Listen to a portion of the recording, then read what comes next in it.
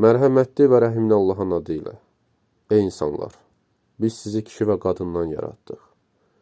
Sonra bir-birinizi tanıyasınız deyə sizi xalqlara və qəbilələrə ayırdıq. Şübhəsiz ki, Allah yanında ən hörmətli olanınız, ondan ən çox qorxanınızdır. Həqiqətən Allah biləndir, xəbərdardır. Quran-ı Kərim, Hücurət surəsi 13-cü ayə. İnsan dəyərinin müəyyənləşdirməsi problemi həm ilahi, həm də fəlsəfi düşüncənin əsas mövzularından biridir. Tarixi və sosial kontekstlərdə insanın mənşəyi, etnik kimliyi çox zaman onun dəyərinin göstəricisi kimi qəbul edilmişdir. Halbuki bu yanaşma insanın ontoloji mahiyyətinə və Quran təliminə ziddir. Quran-ı Kərimin Hücurət surəsinin 13-cü ayəsində insan bərabərliyinin ilahi təməli ifadə olunur.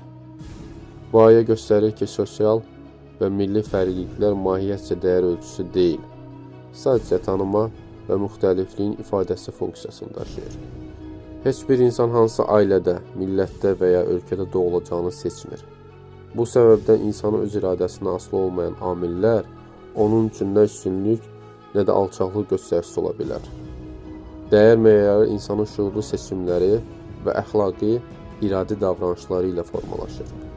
Bu prinsip həm dini, həm də humanist dəyərlərin ortaq nöqtəsidir. Daniel Abdullah